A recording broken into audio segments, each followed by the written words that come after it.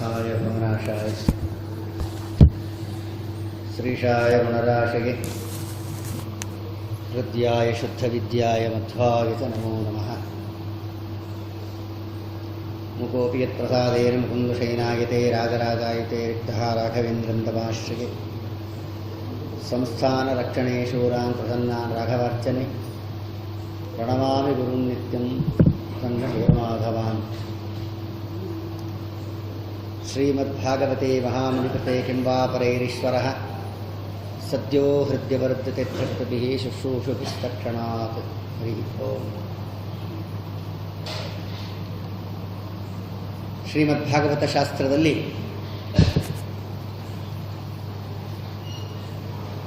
ಪರೀಕ್ಷಿತ್ ಮಹಾರಾಜರು ಪಾಂಡವರ ಸಂತತಿ ಅಂತ ತಿಳಿಸ್ತಾ ಅನಿವಾರ್ಯ ಕಾರಣಗಳಿಂದ ಒಂದು ಚಿಕ್ಕ ತಪ್ಪು ಮಾಡಿದ್ದಕ್ಕೆ ಒಬ್ಬ ಬ್ರಾಹ್ಮಣ ಬಾಲಕ ವಿತೋಲಂಘಿತ ಮರ್ಯಾದಂ ತಕ್ಷಕ ಸಪ್ತಮೇಹನಿ ಶೃಂಗಿ ಎಂಬ ಋಷಿ ಬಾಲಕ ಶಾಪ ಹಾಕಿದ್ದಾನಂತೆ. ಅವರಿಗೆ ಶಾಪ ಬರಲಿಕ್ಕೆ ಕಾರಣ ಏನು ಗೊತ್ತಾ? ಆ ಶಮೀಕ ಋಷಿಗಳಿಗೆ ಸತ್ತು ಬಿದ್ದ ಹಾವನ್ನು ತೆಗೆದು ಕೊರಳಿಗೆ ಹಾಕ್ತಾರೆ.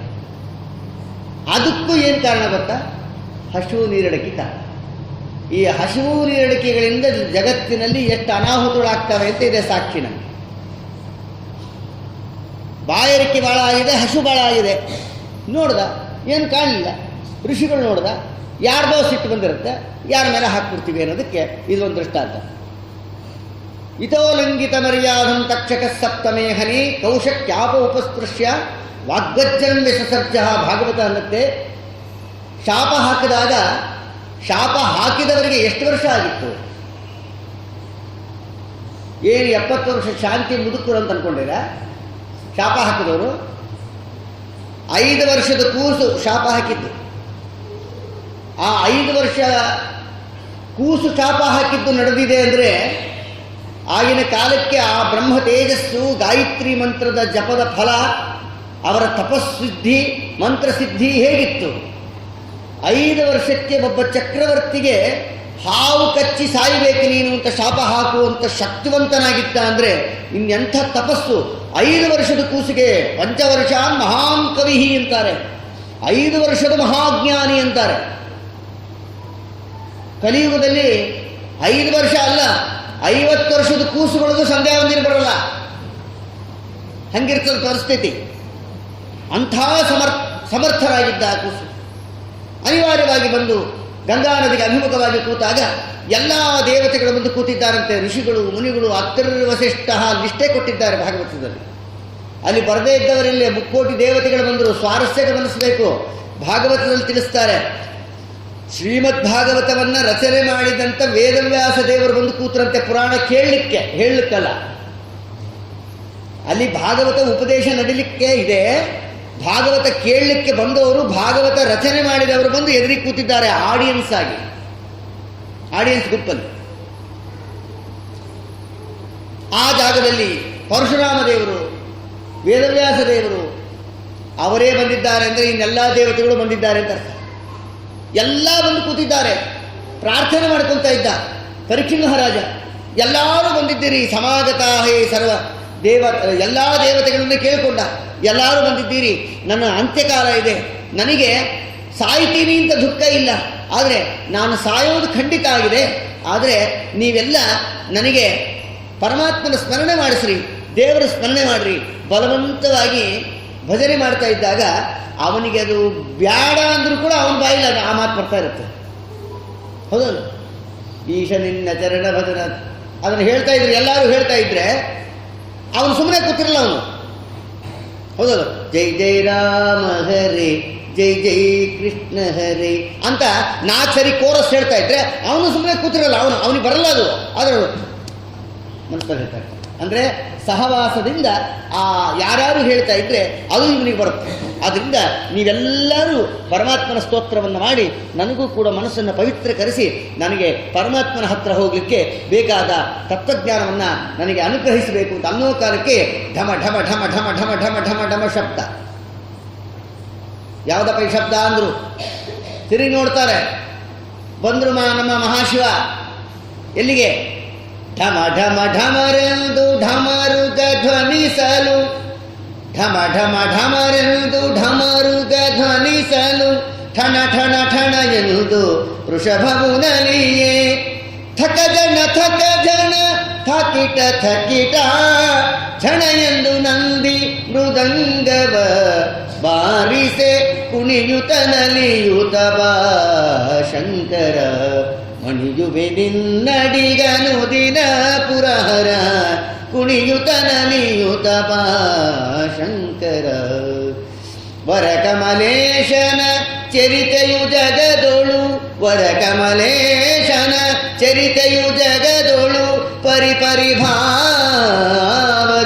ನರ್ತಿಸಿ ತೋರುತ ಪೊರೆಯುತ ಭಕುತರ ಪರವೀಯುತ ಬಾ. ಯಾವ ಪರಮಾತ್ಮನ ವಿಶಿಷ್ಟವಾದ ತತ್ವಜ್ಞಾನವನ್ನು ನಮ್ಮಗಳಿಗೆಲ್ಲ ಉಪದೇಶ ಮಾಡುವಂಥ ಎಲ್ಲ ದೇವತೆಗಳು ತೈಲಧಾರೆಯಂತೆ ಮನಸ್ಸು ಕೊಡು ಹರಿಯಲ್ಲಿ ಶಂಭೋತ್ತ ಉಪಾಸನೆ ಮಾಡ್ತಾರೋ ಆ ಶಂಭು ಬರ್ತಾ ಇದ್ದಾನಂತೆ. ಎಲ್ಲ ದೇವತೆಗಳು ಸ್ತೋತ್ರ ಮಾಡ್ತಾರೆ. ಶಂಭವೇ ನಮಃ, ನಮಸ್ತೆ ಗಸ್ತು ಭಗವನ್ ವಿಶ್ವೇಶ್ವರಾಯ ಮಹಾದೇವಾಯ ತ್ರ್ಯಂಬಕಾಯ ತ್ರಿಪುರಾಂತಕಾಯ ತ್ರಿಕಾಗ್ನಿಕಾಲಾಯ ಕಾಲಾಗ್ಯ ರುದ್ರಾಯ ನೀಲಕಂಠಾಯ ಮೃತ್ಯುಂಜಯಾಯ ಸರ್ವೇಶ್ವರಾಯ ಸದಾಶಿವಾಯ ಶ್ರೀಮನ್ ಮಹಾದೇವಾಯ ನಮಃ. ಅಘೋರೇಭ್ಯೋ ತಘೋರೇಭ್ಯೋ ಘೋರಘೋರತರೇಭ್ಯಃ ಸರ್ವೇಭ್ಯಃ ಸರ್ವಸರ್ವೇಭ್ಯೋ ನಮಸ್ತೆ ಅಸ್ತು ರುದ್ರರೂಪೇಭ್ಯಃ ತತ್ಪುರುಷಾಯ ವಿದ್ಮಹೇ ಮಹಾದೇವಾಯ ಧೀಮಹಿ ತನ್ನೋ ರುದ್ರ ಪ್ರಚೋದಯಾತ್. ಶಿವಸ್ತುತಿ ಎಲ್ಲರೂ ಮಾಡ್ತಾ ಇದ್ದಾರೆ. ಯಾಕಂದ್ರೆ ಶಿವಸ್ತುತಿ ಯಾಕೆ ಮಾಡಿದ್ರಲ್ಲಿ? ಅಲ್ಲಿ ಬರ್ತಾ ಇರೋನು ಶಿವನೇ, ಅದಕ್ಕೆ ಅಲ್ಲಿ ಸ್ವಾರಸ್ಯ. ಶಿವ ಶುಕಾಚಾರ ರೂಪದಲ್ಲಿ ಬಂದ, ಎಲ್ಲರೂ ಸ್ತೋತ್ರ ಮಾಡಿದ್ರು. ಏನಂತ? ಯಂ ಪ್ರೌರದಂತ ಮನುಪೇತಮಪೇತ ಕೃತ್ಯಂ ದ್ವೈಪಾಯನೋ ವಿರಹ ಕಾತರ ಅಜುಹಾವ ಪುತ್ರೇತಿ ತನ್ಮಯತಯಾತರ ಭೂಪಿನೇದು ತಂ ಸರ್ವಭೂತ ಹೃದಯಂ ಮುನಿಮಾನತೋಸ್ಮೀಯ ಸ್ವಾನುಭಾವಮಖಿಲಂ. ಯಾವಾಗ ಶುಕಾಚಾರ ಬಂದರು ಅವರನ್ನ ಗಂಗಾ ನದಿ ನೀರನ್ನೇ ತಗೊಂಡು ಅವರ ಪಾದವನ್ನು ತೊಳೆದ್ರಂತೆ ಶುಕಾಚಾರ ಪಾದಸ್ಪರ್ಶದಿಂದ ಗಂಗಾದೇವಿ ಪವಿತ್ರ ಆದಳು. ಯಾಕೆ ಗೊತ್ತಾ? ಶುಕಾಚಾರ್ಯರು ಮಹಾಶಿವನ ಅವತಾರ. ಮಹಾಶಿವ 5ನೇ ಕಕ್ಷ, ಗಂಗಾದೇವಿ 20ನೇ ಕಕ್ಷ. 20ನೇ ಕಕ್ಷದಲ್ಲಿ ಬಹಳ ಜನ ತಿಳ್ಕೊಳ್ತಾರೆ ಪಾರ್ವತೀ ದೇವಿ ರುದ್ರದೇವರಿಗೆ ಹೆಂಡತಿನೇ. ಆದರೆ ಈ ರುದ್ರದೇವರ ತಲೆಯಲ್ಲಿ ಗಂಗಾದೇವಿ ಇದ್ದಾಳಲ್ಲ, ಆ ಗಂಗಾಧರ ಅನಿಸಿಕೊಂಡಿದ್ದಾನೆ ಶಿವ. ಆ ಗಂಗಾ ಇದೆಯಲ್ಲ, ಆ ಗಂಗಾ ವಿಷ್ಣುಪಾದೋದಕತ್ವೇನ ಉತ್ತಮತ್ವ ಹೇಳಿ ಕೊಟ್ಟಿದ್ದು ತೀರ್ಥತ್ವೇನ. ಆದರೆ ಗಂಗಾದೇವಿ ಅಂತ ತಗೊಂಡಾಗ ಗಂಗಾದೇವಿ 20ನೇ ಕಕ್ಷದಲ್ಲಿದ್ದಾಳೆ, ರುದ್ರದೇವರು 5ನೇ ಕಕ್ಷದಲ್ಲಿದ್ದಾರೆ. ಆದ್ದರಿಂದ 15 ಕಕ್ಷ ಮೇಲಿದ್ದಾರೆ ಮಹಾರುದ್ರದೇವರು ಗಂಗಾದೇವಿಗಿಂತ. ಆದರೆ ಗಂಗಾದೇವಿಯಿಂದ ರುದ್ರದೇವರು ಪವಿತ್ರರಾಗಲ್ಲ, ರುದ್ರದೇವರಿಂದ ಗಂಗಾದೇವಿ ಪವಿತ್ರ ಆಗ್ತಾಳೆ ಅನ್ನೋದನ್ನು ಶಾಸ್ತ್ರ ತಿಳಿಸಿಕೊಡುತ್ತೆ. ಅಂತ ಮಹಾರುದ್ರದೇವರು ಅಲ್ಲಿಗೆ ಬಂದಿದ್ದಾರೆ. ಶುಕಾಚಾರ್ಯರು ಬಂದಾಗ ಪಾದ ತೊಳೆದ ವಿಶೇಷ ಸ್ತೋತ್ರವನ್ನು ಮಾಡಿ ಅವನಿಗೆ ಕೇಳ್ತಾನೆ, ಯತ್ಸೋತವ್ಯಂ ಅಥೋಚಾಪ್ಯಂ ಯತ್ಕರ್ತವ್ಯಂ ಮೃಗಸ್ಸದ. ಪ್ರಶ್ನೆಗಳ ಸುರೆಮಳೆ ಮಾಡುತ್ತಾ, ಯಾವುದು ಧರ್ಮ, ಯಾವುದು ಅಧರ್ಮ, ಯಾವುದು ವಿಧಿ, ಯಾವುದು ನಿಷೇಧ, ಯಾವುದು ವಿಸರ್ಜನೀಯ, ಯಾವುದು ಗ್ರಾಹ್ಯ, ದೇವರು ಅಂದರೆ ಯಾರು, ಯಾರನ್ನ ದೇವರು ಅಂತ ತಿಳಿಬೇಕು, ದೇವರ ಲಕ್ಷಣ ಏನು, ದೇವರನ್ನ ತಿಳಿಯೋದ್ರಿಂದ ನಮಗೆ ಆಗಬಹುದಾದ ಪ್ರಯೋಜನ ಏನು, ಆ ದೇವರನ್ನ ತಿಳಿಯುವ ಕ್ರಮ ಏನು, ಎಲ್ಲ ಕೇಳಬಿಟ್ಟ ಪ್ರಶ್ನೆ. ಕೊನೆಗೆ ಇನ್ನೊಂದು ಪ್ರಶ್ನೆ ಮಾಡ್ದ, ಮೃಗಮಾನಸ್ಸು ಸರ್ವದ. ಅದಕ್ಕೆ ನಮಗೆ ಗೊತ್ತಿರೋ ಪ್ರಶ್ನೆ, ನಮಗೆ ಗೊತ್ತಿಲ್ಲದಿರೋ ಪ್ರಶ್ನೆ, ಕೆಲವು ಮೂಡಬಹುದಾದ ಪ್ರಶ್ನೆಗಳನ್ನು ನೀವೇ ಹಾಕ್ಕೊಂಡು ಉತ್ತರ ಕೊಡ್ರಿ. ಒಟ್ಟಿನ ತಾತ್ಪರ್ಯದಲ್ಲಿ ಅಂದರೆ ಸಾಯಲಿಕ್ಕೆ ಹೊರಟಿರೋ ವ್ಯಕ್ತಿ ಮಾಡಲೇಬೇಕಾದ ಕರ್ತವ್ಯಗಳನ್ನು ತಿಳಿಸಿಕೊಡ್ರಿ ಅಂತ ಕೇಳಿದ. ಕೊನೆಗೆ ಸಾಯಲಿಕ್ಕೆ ಹೊರಟಿರೋರು ಯಾರು? ನಾವೆಲ್ಲ ಅವರೇ, ಒಬ್ಬರಿಂದೆ ಒಬ್ಬರು ಮುಂದೆ ಅಟೆ. ನಾವು ಮಧ್ಯದಲ್ಲಿರೋರು, ಮಧ್ಯಮ, ಮುಂದೆ ಹೋಗಿರೋರು ಹಿಂದೆ ಬರೋರು ಮುಂದೆ ಅಂತ ಮಧ್ಯದಾಗಿರೋರು. ಆದ್ದರಿಂದ ಇಂಥ ಒಂದು ಮರಣ ಅನಿವಾರ್ಯ ಮನುಷ್ಯನಿಗೆ, ಹುಟ್ಟಿದ ವ್ಯಕ್ತಿಗೆ. ಮೃತ್ಯುರ ಜನ್ಮವತಾಂ ವೀರ ದೇಹೇರ ಸಹಜಾಯತೆ ಅದ್ಯವ ಅಬ್ಧ ಶತಾಂತೇವ ಮೃತ್ಯುರುವೈ ಪ್ರಾಣಿನ ಧ್ರುವ. ಯಾವ ವ್ಯಕ್ತಿ ತಾಯಿಯ ಗರ್ಭದಿಂದ ಹುಟ್ಟುತ್ತಾನೋ ಅವನಿಗೆ ಸಾವು 100% ಖಚಿತ. ಅಳ್ತಾ ಕೂತ್ರೆ ಬದುಕೋದಿಲ್ಲ, ಕುಣಿದು ಕುಪ್ಪಳಿಸ್ತಾ ಇದ್ರು ಏನು ಮಾಡಿದ್ರು ಅಷ್ಟೇ. ಸತ್ತೋಗ್ಬಿಡ್ತೀವಿ ಅಂತ ಅಳ್ತಾ ಕೂತ್ರೆ ಬದುಕಿರಲ್ಲ. ನಾವು ಸತ್ತು ಬಿಡಬೇಕು ಅಂದ್ಕೊಂಡು ಸಾಯಲ್ಲ. ಯಾವಾಗ ಸಾಯಬೇಕು ಅಂತ ಅವಾಗೆ ಸಾಯಬೇಕು ಅಂತ ಅನ್ನೋದು ಕೂಡ ನಮ್ಮ ಕೈಯಲ್ಲಿಲ್ಲ ರೀ. ಅದನ್ನು ದಾಸರಾರಂತಾರೆ, ಹುಟ್ಟುವಾಗ ಆಪತ್ತಿಗಾರು ಚಿಂತಿಸಿದವರು ಕಟ್ಟ ಕಡೆಗೆ ಲಯಕೆಯರ ಚಿಂತೆ. ಹುಟ್ಟು ನಮ್ಮ ಕೈಯಲ್ಲಿಲ್ಲ. ಇಂಥ ಫ್ಯಾಮಿಲಿ ಒಳಗೆ, ಇಂಥ ಶ್ರೀಮಂತರ ಮನೆಯಲ್ಲಿ, ಇಂಥ ತಾಯಿಯ ಗರ್ಭದಲ್ಲಿ ನಾವು ಹುಟ್ಟಬೇಕು ಅಂತ ಪ್ರೀ ಪ್ಲಾನ್ ಮಾಡಿಕೊಂಡು ಹುಟ್ಟಲಿಕ್ಕಾಗತ್ತಾ? ಅದು ನಮ್ಮ ಕೈಲಿಲ್ಲ. ಇನ್ನು ಬದುಕೋದು, ಹಿಂಗೆ ಬದುಕಬೇಕು ಅಂತ ಪ್ಲಾನ್ ಮಾಡಿಕೊಂಡ್ರು ಕೂಡ ಹಂಗೆ ಬದುಕಲಿಕ್ಕಾಗತ್ತಾ? ಏನೆಲ್ಲ ಪ್ರಾಜೆಕ್ಟ್ಗಳು ಕೈ ಹಾಕ್ತೀವಿ, ಎಲ್ಲ ಫೇಲ್ ಆಗ್ತವೆ. ಏನೋ ಮಾಡಬೇಕು, ಏನೆಲ್ಲ ಮಾಡ್ತಾನೆ. ಯಾವುದೋ ಪ್ರಾವಿಡೆನ್ಸ್ ಸ್ಟೋರ್ಸ್ ಇಡ್ತಾನೆ, 3 ರಾಮ.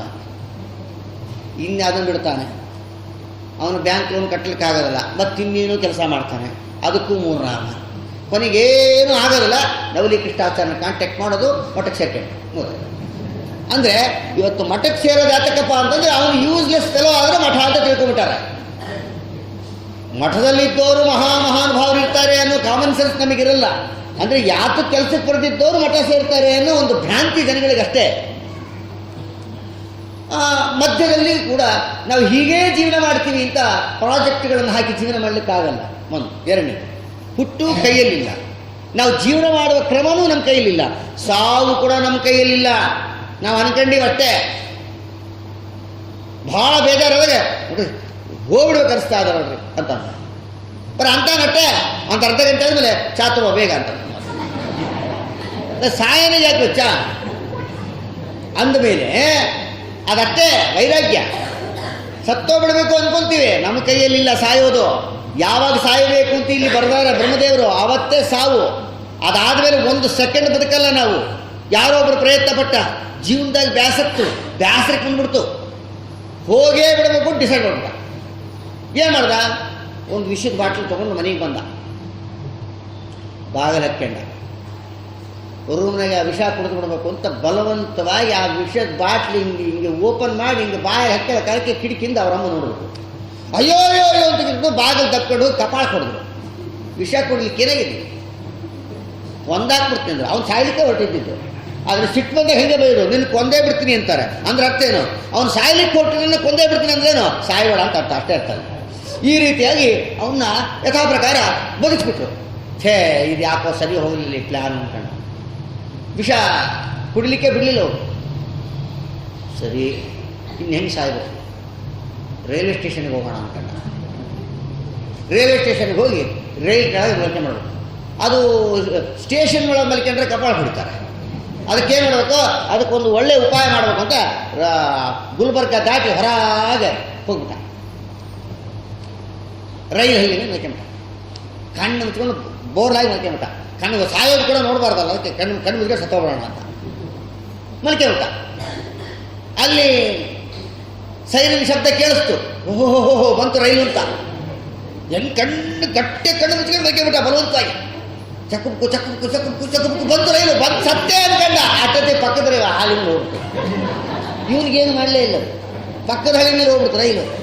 ಅಲ್ಲಿ ಅಷ್ಟರೊಳಗೆ ಯಾರೋ ನೋಡಿದ್ರು, ಇದಕ್ಕೆ ಕಪಾಳ ಕೊಡ್ತಾರೆ, ಸಾಯ್ಲಿಕ್ಕಿಲ್ಲ ಅದಕ್ಕೆ ಅಂತ ಬೈ ಕಳಿಸ್ಬಿಟ್ರು. ಅಲ್ಲೂ ಹೊಡೆಸ್ಕೊಂಡು ಹೋದ. ಮತ್ತೆ ಇದು ಯಾಕೋ ಬಗೆಹರಿರೋದು ಅಂದ್ಕಂಡ. ಇಲ್ಲೂ ಸಾಯೋಕ್ಕಾಗಲಿಲ್ಲ. ಸರಿ, ಇನ್ನೆಲ್ಲಿ ಸಾಯಬೇಕು? ಮತ್ತಿನ್ನೊಂದು ಪ್ಲಾನ್ ಮಾಡ್ದ. ಒಳ್ಳೆ ಹೆವಿ ಟ್ರಾಫಿಕ್ ಎಲ್ಲಿದೆ ಗುಲ್ಬರ್ಗಾದಲ್ಲಿ, ಆ ಹೆವಿ ಟ್ರಾಫಿಕ್ ರೋಡಿಗೆ ಹೋದ. ಸಡನ್ನಾಗಿ ಅಡ್ಡ ಬಂದ್ಬಿಟ್ರೆ ಕಂಟ್ರೋಲ್ ಸಿಗಲ್ಲ ಗಾಡಿ ಯಾರು. ಇವನು ದೊಡ್ಡ ಹೆವಿ ವೆಹಿಕಲ್ ಬರ್ತಾ ಇರ್ತಾವಲ್ಲ, ಅದಕ್ಕೆ ಆ ವೆಹಿಕಲ್ಗೆ ಅಡ್ಡ ಹೋಗ್ಬಿಟ್ರೆ ಅದ್ರ ಕೆಳಗೆ ಬಿಟ್ಬಿಡ್ತೀನಿ, ಸತ್ತೋಗ್ಬಿಡ್ತೀನಿ ಅಂತ ತಿಳ್ಕೊಂಡ ಹೋದ. ಆದರೆ ಈಗೆಲ್ಲ ಪವರ್ ಗೇರು, ಪವರ್ ಸ್ಟೇಜು ಎಲ್ಲ ಇರ್ತಾವಂತ ಗೊತ್ತಿಲ್ಲ ನನಗೆ. ಡಿಸ್ಕ್ ಬೇರೆ ಜೊತೆಗೆ. ಯಾವ ದೊಡ್ಡ ಗಾಡಿ ಬರ್ತಿತ್ತು, ಭಡಕ್ಕದ ಅಡ್ಡ ಹೋದ. ಅದು ಪವರ್ ಬ್ರೇಕು ಹಿಂಗೆ ಅವನು ಒತ್ತಿದ್ದಾಗಲೇ ನಿಂತ್ಬಿಡ್ತಾನೆ. ಅವನ ಮೇಲೆ ಹೋಗಲೇ ಇಲ್ಲ. ಕೆಳ ಹಿಡಿದು 4 ಜನ ಹಿಡಿದು ಕಪಾಳ ಹೊಡೆದು ಸಾಯಕ್ಕೆ ನಮ್ಮ ಗಾಡಿನೇ ಬೇಕೆ, ಬೇರೆ ಕಡೆ ಸಾಯಿ ಹೋಗೋದು. ನೀ ಸಾಯಬೇಡ ಅಂತ ಯಾರು ಅಂತಾರೆ? ಸಾಯೋದ ಬೇರೆ ಕಡೆ ಸಾಯಿ, ನಮ್ಮ ಹತ್ರ ಸಾಯ್ತು ಅಂತ ಹಿಂಗೆ ಲೆಕ್ಕ. ಹಿಂಗಾಯ್ತು. ಇದು ಆಗಲಿಲ್ಲ ಅವನಿಗೆ, ಅದು ವರ್ಕೌಟ್ ಆಗಲಿಲ್ಲ. ಏನು ಮಾಡಬೇಕು? ಅವ್ನು ತಲೆ ಕೆಟ್ಟೋಯ್ತು. ಅವ್ನು ಹೆಂಗೆ ಸಾಯೋದೆಂಗಪ್ಪ ಅಂತ ಯೋಚನೆ ಬಿಡ್ತು ಅವನಿಗೆ. ಅದಕ್ಕೆ ಸಾವು ನಮ್ಮ ಕೈಲಿ ಇಲ್ಲ ಅನ್ನೋದಕ್ಕೆ ಇದು ದೃಷ್ಟಾಂತ. ಇದು ಒಂದು ಮ್ಯಾಗ್ಝಿನಲ್ಲಿ ಬಂದಿತ್ತು ಒಂದು ಕಥೆ. ಇದು ಅದಾಯಿತು. ಈ ಸರಿ ಮಾತ್ರ ಪವರ್ಫುಲ್ಲಾಗೆ ಪ್ಲ್ಯಾನ್ ಮಾಡಬೇಕು ಅಂತ ಆಲೋಚನೆ ಮಾಡಿ ಏನು ಮಾಡ್ದ? ಬೆಂಗಳೂರಿಗೆ ಹೋದ. ಬೆಂಗಳೂರಿನಾಗ ಆದರೆ ಸಾಯೋದು ಸುಲಭ ಅಂತ ಅನ್ಕೊಂಬಿಟ್ಟ. ಅಂದರೆ ಬೆಂಗಳೂರಿನಾಗ ಇರೋರು ಸಾಯೋದು ಸುಲಭ ಅಂತಾನ ಏನು? ಸುಲಭ ಅಂತ. ಅಲ್ಲಿ ಯುಟಿಲಿಟಿ ಅಂತ ಒಂದು ಬಿಲ್ಡಿಂಗ್ ಇದೆ, 14 ಅಂತಸ್ತು, ಹತ್ತದ ಬಿಲ್ಡಿಂಗ್, ಮ್ಯಾಲೆ ಹೋಗುತ್ತ. ಇಲ್ಲಿಂದ ಹಾರಿದ್ರೆ ಇನ್ನು ಯಾರು ನನ್ನ ಕಾಪಾಡ್ತಾರೆ ಅನ್ಕಂಡ ಹಾರದ, ಕಣ್ಣು ಮುಚ್ಕೊಂಡು ಹಾರ್ಬಿಟ್ಟ. ಇನ್ನೇನು ನೆಲದ ಮೇಲೆ ಬೀಳಬೇಕು, ಒಂದು ಮುದುಕಿ ಹೋಗ್ತಿದ್ಲು, ಮುದುಕಿ ಮೇಲೆ ಬಿಡುತ್ತ. ಆ ಮುದುಕಿ ಮಹಾ ಸಮಾರಾಧನೆ ಅಂತ. ಆ ಮುದುಕಿನ ಕೊಂದಿದ್ದಕ್ಕೆ ಹೋದ್ರವನು. ಹೀಗೆ ನಮ್ಮ ಕೈಯಲ್ಲಿಲ್ಲ ಸಾಯೋದು, ಹುಟ್ಟೋದು ನಮ್ಮ ಕೈಯಲ್ಲಿಲ್ಲ. ಹೀಗೆ ಜೀವನ ಮಾಡ್ತೀನಿ ಅನ್ಲಿಕ್ಕೂ ನಮ್ಮ ಕೈಯಲ್ಲಿಲ್ಲ. ಯಾಕೆ ಚಿಂತಿಸುತ್ತಿರುವೆ ಬರಿದೆ ಮನವೇ, ಲೋಕನಾಥನ ನೆನೆದು ಸುಖಿಯಾಗೋ ಮನವೇ. ಬದುಕಿರೋ ತನಕ ಸುಖವಾಗಿ. ಹುಟ್ಟುವಾಗ ಆಪತ್ತಿಗಾರು ಚಿಂತಿಸಿದವರು ಕಟ್ಟ ಕಡೆಗೆ ಲಗೆಕೆಯರ ಚಿಂತೆ. ನಟ ನಡುವಿನ ಬಾಳಿಗೆ ಚಿಂತಿಸುತ್ತಿರುವೆ ಹುಟ್ಟಿಸಿದ ದೇವತಾ ಕುಲ್ಲಮೇಯಿಸುವನೇನು. ನವಿಲಿಂಗೆ ಚಿತ್ರಪತ್ರವನಾರು ಬರೆದವರು, ಹವಳಕ್ಕೆ ಕೆಂಪು ಬಣ್ಣವ ಕೊಟ್ಟವರು ಯಾರು. ಸವಿ ಮಾತನ ರಜಿಲಿಗೆ ಹಸಿರು ಬಳಿದವರಾರು, ಅವನಿಪತಿ ಶ್ರೀಕೃಷ್ಣ ನಮ್ಮ ಮರೆಯುವನೇನು. ಬಸಿರೊಳಗೆ ಶಿಶುವನ್ನು ಬಿಡದೆ ಸಲಹುವರಾರು, ವಸುಧೆಯನು ಬಸಿರೊಳಗೆ ಇಟ್ಟುಕೊಂಡವರಾರು. ಬಸಿರೊಳಗೆ ಶಿಶುವನ್ನು ಬಿಡದೆ ಸಲಹುವರಾರು, ವಸುಧೆಯನು ಬಸಿರೊಳಗೆ ಇಟ್ಟುಕೊಂಡವರಾರು. ವಸುದೀಶ ಪುರಂದರ ವಿಠಲ ರಾಯನ ಹಸನಾಗಿ ನೆನೆ ನೆನೆದು ಸುಖಿಯಾಗೋ ಮನವೇ. ಅಹೋ ವಯಂ ಧನ್ಯತಮಾಯದತ್ರ ತ್ಯಕ್ತ ಪಿತೃಭ್ಯಾಂ ನ ವಿಚಿಂತಯಾಮಃ. ಅಭಕ್ಷಮಾಣ ಅಬಲಾವೃಕಾದಿಭಿಃ ಸರಕ್ಷಿತಾ ರಕ್ಷತಿ ಯೋ ಹಿ ಗರ್ಭೆ ಪತಚ್ಛತಂ ತಿಷ್ಠತಿ ತಿಷ್ಠರಕ್ಷಿತಂ. ಗೃಹೇ ಸ್ಥಿತಂ ತದ್ವಿಹತಂ ವಿನಶ್ಯತಿ. ಜೀವತ್ಯನಾಥೋಪಿ ತದೀಕ್ಷಿತೋ ವನೆ. ಗೃಹೇಪಿ ಗುಪ್ತೋಸ್ಯ ಹತೋ ನ ಜೀವತಿ. ಶಾಸ್ತ್ರ ಡಂಗೂರ ಸಾರ್ಥ. ನಮ್ಮ ದೇವರ ದಯ ಇತ್ತು ಅಂದರೆ, ದೇವರು ನಮಗೆ ಮರಣ ಕೊಡ್ತಾನೆ ಅಂದರೆ ಅದು ದೇವರು ನಮಗೆ ಮಾಡಿರೋ ಅನುಗ್ರಹ ಅಂತ ತಿಳ್ಕೊಳ್ರಿ ಅಂತಾರೆ ಶಾಸ್ತ್ರ. ಅದು ಅವಭೃತ ರೀ. ಜೀವನಕ್ಕೆ ಮಾಡುವ ಯಜ್ಞ ಇದ್ದಾಗ ಯಜ್ಞಕ್ಕೆ ಕೊನೇ ದಿನ ಪೂರ್ಣಾಹುತಿ ಹಾಕಿ ಅವಭೃತ ಮಾಡ್ತಾರಲ್ಲ, ಹಾಗೆ ನಮಗೆ ಜೀವರಿಗೆ ಮರಣ ಅನ್ನೋದು ಒಂದು ಅವಭೃತ. ಯಾಕೆ ಗೊತ್ತಾ? ಎಲ್ಲ ಶಿಥಿಲವಾಗಿ ಬಿಟ್ಟಿರುತ್ತೆ ದೇಹ. ಫ್ರೆಶ್ ದೇಹ ಕೊಡ್ತಾನೆ ನಮ್ಮ ಸ್ವಾಮಿ. ಈ ಹಳೇ ದೇಹ ಯಾಕೆ? ಭಾಳ 10 ತಲೆಮಾರಿಂದನೂ ಕಟ್ಟಿರೋ ಮನೆಗೆ ಇರ್ತೀವಿ. ಹಳೇ ಬಿಲ್ಡಿಂಗ್ ಆಗಿಬಿಡ್ತೀವಿ, 150 ವರ್ಷ ಆಗಿಬಿಡ್ತೀವಿ ಮನೆಗೆ. ಆವಾಗ ಮುಂದಿನ ಜನ್ರೇಷನ್ನವರು ಅದನ್ನೆಲ್ಲ ಡೆಮಾನಿಷ್ ಮಾಡಿ ಒಳ್ಳೆ ಮನೆ ಕಟ್ಟಿ, ಅಬ್ಬ ಇಷ್ಟು ದಿವಸ ಭಾಳ ಹಳೇದಿತ್ರಪ್ಪ, ಈಗ ನೋಡ್ರಿ ಅಚ್ಚುಕಟ್ಟಾಗಿ ಕಟ್ಕೊಂಡಿದ್ದೀವಿ ಅಂತಿರೋಲ್ಲ. ಹಾಗೆ ಈ ದೇಹ ಕೂಡ ಈ 150 ವರ್ಷದ ಹಿಂದಿನ ಬಿಲ್ಡಿಂಗ್ ಇದ್ರೆ ಹೆಂಗೋ ಅಂಥ ಬಿಲ್ಡಿಂಗ್ನ ಕೆಡವುತ್ತಾನೆ, ಹೊಸ ಬಿಲ್ಡಿಂಗ್ ಎಪ್ಪಿಸ್ತಾನೆ. ಅದೇ ಹೊಸ ದೇಹ ಒಂದು ಮನೆ ಇದ್ದಾಗ ನಮಗೆ ಅಂತ ಕ್ಷೇತ್ರಮಿತ್ತ ಅಭಿಧೀಯತೆ ಶಾಸ್ತ್ರದಲ್ಲೇ ತಿಳಿಸಿದ್ದಾರೆ. ಆದ್ದರಿಂದ ಇಂಥ ಒಂದು ಪರೀಕ್ಷಿತ ಮಹಾರಾಜರಿಗೆ ಯಾವ ಶುಕಾಚಾರ್ಯರು ಉಪದೇಶವನ್ನು ಪ್ರಾರಂಭ ಮಾಡ್ತಾ ಅಂತಾರೆ. ಅವನು ಕೇಳಿದ ಪ್ರಶ್ನೆಗಳಿಗೆ ಅವರು ಹೇಳಿದರು, ವರಿಯಾನೇಷಿತೆ ಪ್ರಶ್ನ ಕೃತೋ ಲೋಕಹಿತಂ ನೃಪ. ಲೋಕಹಿತಕ್ಕಾಗಿ ಮರಣೋನ್ಮುಖನಾದ ವ್ಯಕ್ತಿ ಮಾಡಲೇಬೇಕಾದ ಕರ್ತವ್ಯ ಏನು ಅಂತ ತಿಳಿಸಿ ಪ್ರಶ್ನೆಯನ್ನು ಮಾಡಿದ್ಯಪ್ಪ. ಅದಕ್ಕೆ ಉತ್ತರ ಹೇಳ್ತೀನಿ ಕೇಳು.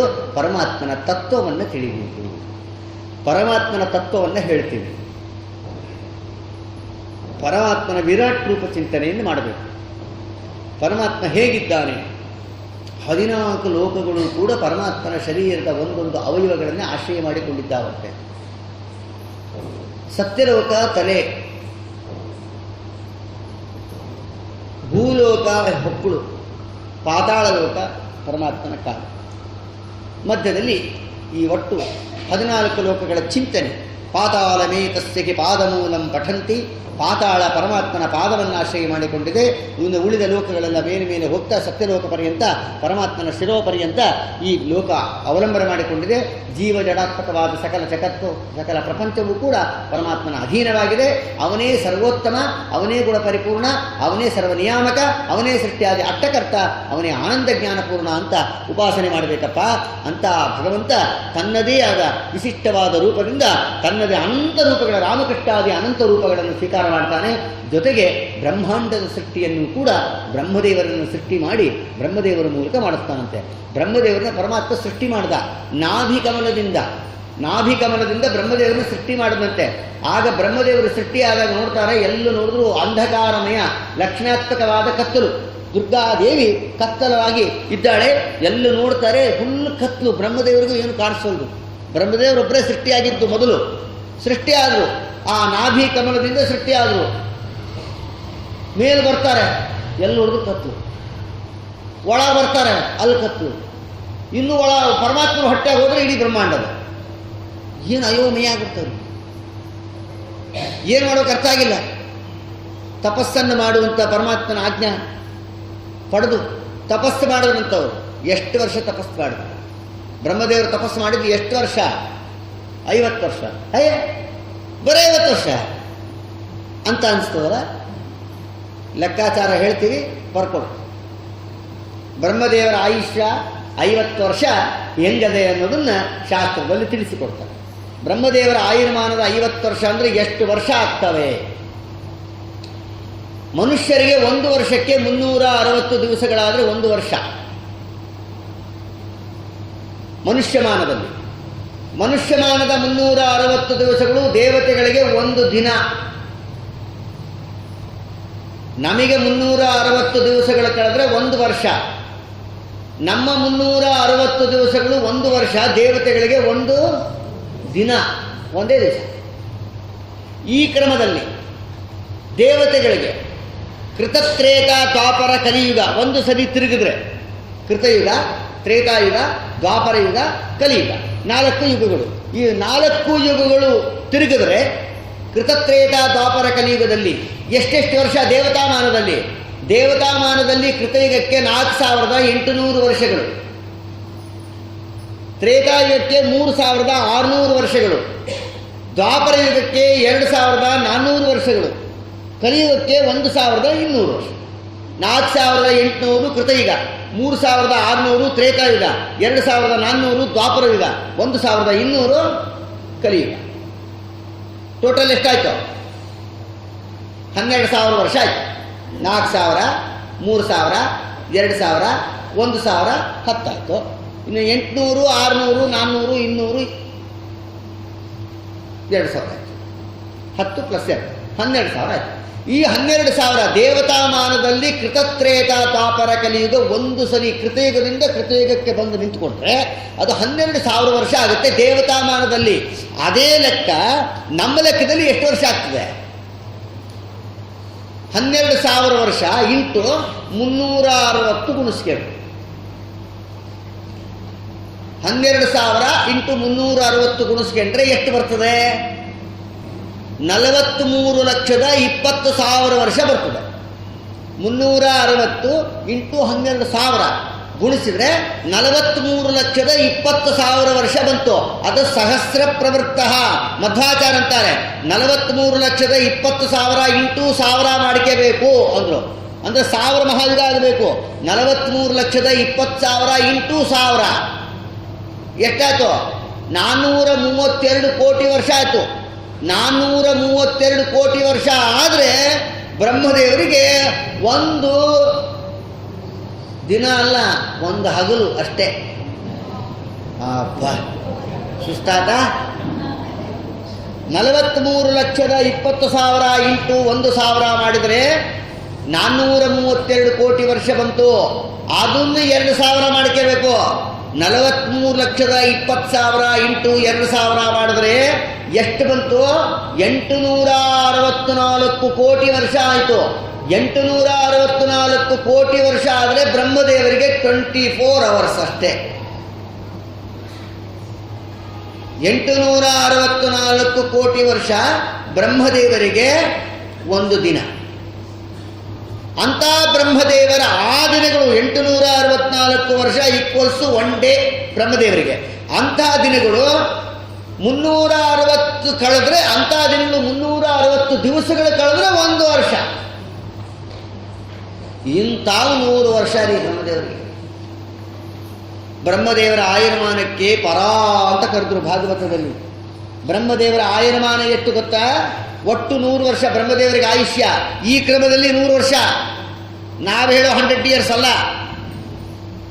ಈ ಕ್ರಮದಲ್ಲಿ 100 ವರ್ಷ. ಅದಕ್ಕೆ ಬ್ರಹ್ಮದೇವರಿಗೆ ಮೊದಲನೇ 50 ವರ್ಷ, ಎರಡನೇ 50 ವರ್ಷ ಅಂತ 2 ಡಿವಿಷನ್ ಮಾಡಿದ್ರು. ಪರಮಾತ್ಮನೇ ಮಾಡಿಕೊಟ್ಬಿಟ್ಟ. ಕಾಲಂ ಎ, ಕಾಲಂ ಬಿ ಮಾಡಿಟ್ರು. ಕಾಲಂ ಎನಲ್ಲಿ ಮೊದಲನೇ 50 ವರ್ಷ, ಕಾಲಂ ಬಿ ಯಲ್ಲಿ ಎರಡನೇ 50 ವರ್ಷ. ಮೊದಲನೇ 50ನೇ ವರ್ಷದ ಕಾಲಂ ಎ, ಅದರಲ್ಲಿರೋ 50ನೇ ವರ್ಷದ ದಿನಮಾನಗಳಿಗೆ ಬ್ರಹ್ಮಕಲ್ಪ ಅಂತ ಹೆಸರು. ಈಗ ಬ್ರಹ್ಮದೇವರು, ಈಗ ನಾವು ಸಂಕಲ್ಪ ಏನು ಹೇಳ್ತೀವಿ? ಬ್ರಹ್ಮಕಲ್ಪೆ ಅಂತೀವಾ? ಏನು ಹೇಳ್ತಿದ್ದೀವಿ? ಶ್ವೇತವರಾಹ ಕಲ್ಪೆ ವೈವಸ್ವತ ಮನ್ವಂತರೇ ಅಂತಿರೋಲ್ಲ. ಅಂದರೆ ಈಗ ಯಾವ್ದು ಹೇಳ್ತಾ ಇರೋದು ನಾವು? ವರಾಹ ಕಲ್ಪ. ಮೊದಲನೇ 50 ವರ್ಷದ ದಿನಮಾನಗಳಿಗೆ ಬ್ರಹ್ಮಕಲ್ಪ ಅಂತ ಹೆಸರು. ಎರಡನೇ 50 ವರ್ಷದ ದಿನಮಾನಗಳಿಗೆ ವರಾಹ ಕಲ್ಪ ಅಂತ ಹೆಸರು. ಅಂದರೆ ಬ್ರಹ್ಮದೇವರ ಆಯುರ್ಮಾನದ 50 ವರ್ಷ ಕಳೆದೋಯ್ತು. ಎಷ್ಟು ಕೋಟಿ ಕೋಟಿ ಕೋಟಿ ಕೋಟಿ ವರ್ಷಗಳು ಕಳೆದೋದ್ವು.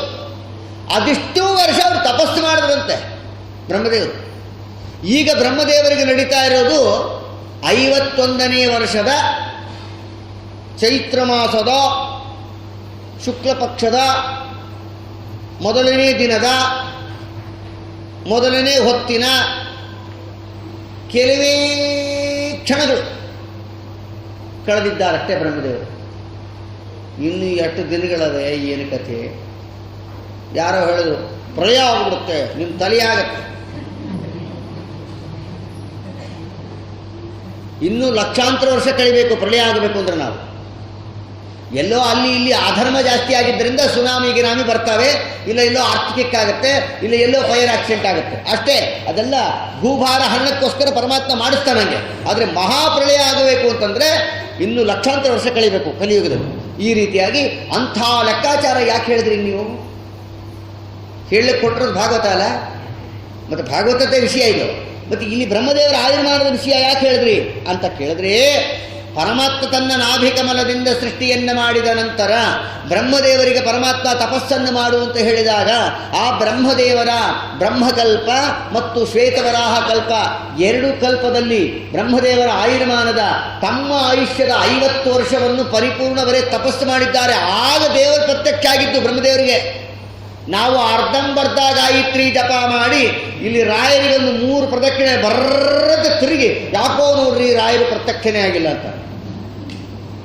ದೇವರು ಪ್ರತ್ಯಕ್ಷ ಆಗಬೇಕು ಅಂದರೆ ಬ್ರಹ್ಮದೇವರು ಆ ತಮ್ಮ ಆಯುರ್ಮಾನದ ನಮ್ಮಲ್ಲಿ ನಾವು ಎಲ್ಲಿ ಬ್ಯಾಕ್ಟೀರಿಯಾಗಳಾಗಿ ಬಿದ್ದಿದ್ವೋ ಏನು, ಬ್ರಹ್ಮದೇವರ ಆ ಆಯುರ್ಮಾನದ ಲೆಕ್ಕದ ಎಲ್ಲೆಲ್ಲಿ ಮೂಲೆಯಲ್ಲಿ ಬಿದ್ದಿದ್ವೋ ನಾವು ಇಲ್ಲ ಅಂತಲ್ಲ, ನಾವು ಇದ್ದೇ ಇರ್ತೀವಿ. ಜೀವರಾಶಿಗಳು ಜೀವನಿತ್ಯ ಅಲ್ಲ, ಜೀವ ಇದ್ದೇ ಇರ್ತಾನೆ. ನಾವು ಕೃತಯುಗದಲ್ಲಿ ಇರ್ತೀವಿ, ತ್ರೇತಾಯುಗದಲ್ಲಿ ಇರ್ತೀವಿ, ದ್ವಾಪರದಲ್ಲೂ ಇರ್ತೀವಿ, ಕಲಿಯುಗದಲ್ಲೂ ಇರ್ತೀವಿ. ಯಾರ್ಯಾರು ಯೋಗ್ಯತಾ ಎಲ್ಲದೋ ಅಲ್ಲಲ್ಲಿ ಕೂಡಿಸಿರ್ತಾನೆ ದೇವರು, ಅಷ್ಟೇ ಹೊರತು ಸರ್ವಾತ್ಮನ ಹಿಂಗೇ ಇರ್ತೀವಿ ಹಂಗೆ ಮಾಡ್ತೀವಿ ನಮ್ಗೆ ಯೋಗ್ಯತೆ ಇಲ್ಲ, ಅವನ ಅನುಗ್ರಹ ಬೇಕಷ್ಟೇ. ಇದು ತಾತ್ಪರ್ಯ. ಈ ಬ್ರಹ್ಮದೇವರ ಈ ಆಯುರ್ಮಾನದ ಈ 50 ವರ್ಷ ತಪಸ್ಸನ್ನು ಮಾಡಿದ ಮೇಲೆ ಪರಮಾತ್ಮ ಪ್ರತ್ಯಕ್ಷನಾಗಿ ಸೃಷ್ಟಿಯನ್ನು ಮಾಡುವುದು. ಆಗ ಬ್ರಹ್ಮದೇವರು ಸೃಷ್ಟಿ ಮಾಡಲಿಕ್ಕೆ ಪ್ರಾರಂಭ ಮಾಡ್ತಾರೆ. ಸೃಷ್ಟಿ ಪ್ರಕರಣವನ್ನು ಹೇಳಲಿಕ್ಕೆ ಪ್ರಾರಂಭ ಮಾಡ್ತಾರೆ. ಆದ್ಯಸ್ತು ಮಹತಸ್ವರ್ಗ ಸೃಷ್ಟಿಸ್ತು ನವವಿಧಸ್ತಸ್ಯ ಪ್ರಾಕೃತೋ ವೈಕೃತಶ್ಚಯ.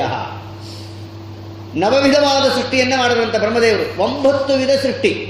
9 ವಿಧ ಸೃಷ್ಟಿಯಲ್ಲಿ ಮೊದಲನೇದು ಮಹತ್ತತ್ವ, ಎರಡನೇದು ಅಹಂಕಾರ ತತ್ವ. ಮಹತ್ತತ್ವಕ್ಕೆ ಅಭಿಮಾನಿ ಬ್ರಹ್ಮವಾಯುಗಳು, ಅಹಂಕಾರ ತತ್ವಕ್ಕೆ ಅಭಿಮಾನಿ ಗರುಡಶೇಷ ರುದ್ರಾದಿಗಳು.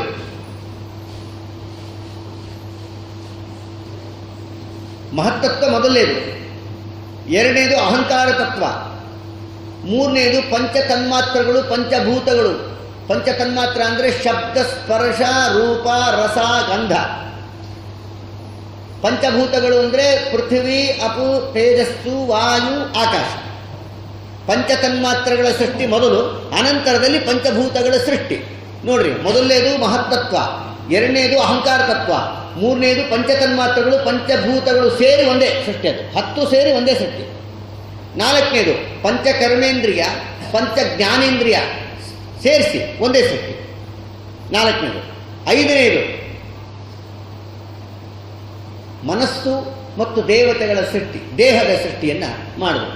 ಮೊದಲನೇದು ಮಹತ್ತತ್ವ, ಎರಡನೇದು ಅಹಂಕಾರ ತತ್ವ, ಮೂರನೇದು ಪಂಚತನ್ಮಾತ್ರಗಳು ಪಂಚಭೂತಗಳು, ನಾಲ್ಕನೇದು ಪಂಚಕರ್ಮೇಂದ್ರಿಯ ಪಂಚ ಜ್ಞಾನೇಂದ್ರಿಯ, ಐದನೇದು ಮನಸ್ಸು ಮತ್ತು ದೇವತೆಗಳ ದೇಹ ಸೃಷ್ಟಿ, ತೇಜೋಮಯವಾದ ದೇಹವನ್ನು ಸೃಷ್ಟಿ ಮಾಡಿದ್ರು. ಐದನೇದು. ಇನ್ನು 6ನೇ ಸೃಷ್ಟಿಯನ್ನು ಮಾಡಿದ್ರು ಬ್ರಹ್ಮದೇವರು. 6ನೇ ಸೃಷ್ಟಿ ಏನು ಗೊತ್ತಾ? ಅಜ್ಞಾನದ ಸೃಷ್ಟಿ, ಭಾವರೂಪದ ಅಜ್ಞಾನ.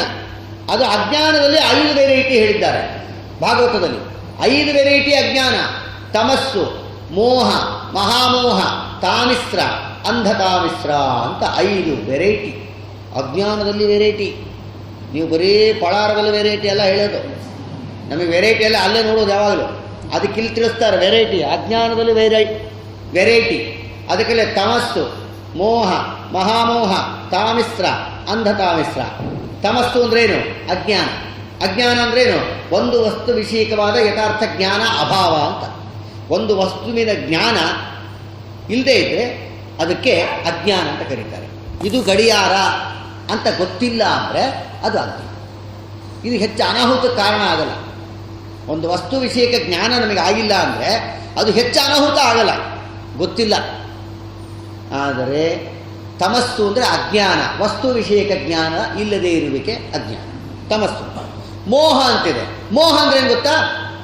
ಅನ್ಯಥಾ ಜ್ಞಾನ, ವಿಪರೀತ ಜ್ಞಾನ. ತಮಸ್ಸು ಅಂದರೆ ಒಂದು ವಸ್ತು ವಿಷಯಕ್ಕೆ ಜ್ಞಾನ ಇಲ್ಲದಿರುವಿಕೆ ಅಜ್ಞಾನ ಅಂತಾರೆ. ಮೋಹ ಅಂದರೆ ವಿರುದ್ಧ ಜ್ಞಾನ. ಇದು ಗಡಿಯಾರ ಅಂತ ಗೊತ್ತಿಲ್ಲದಿದ್ರೆ ಪರವಾಗಿಲ್ಲ, ಆದರೆ ಮೋಹ ಇದೆಯಲ್ಲ ವಿರುದ್ಧ ಜ್ಞಾನ. ಇದು ಮಂತ್ರಾಕ್ಷತೆ ಅಂದರೆ ಗಡಿಯಾರ ತಗೊಂಡು ಕೈಯಾಗಿಡ್ತೇನೆ, ತದ್ವಿರುದ್ಧ ಜ್ಞಾನ. ಗಡಿಯಾರ ನೋಡಿ ಯಾರು ಮಂತ್ರಾಕ್ಷತೆ ಅಂತಾರ? ಒಂದಕ್ಕೊಂದು ಅರ್ಥವಿಲ್ಲ, ಸಂಬಂಧ ಇಲ್ಲ, ವಿರುದ್ಧ ಜ್ಞಾನ.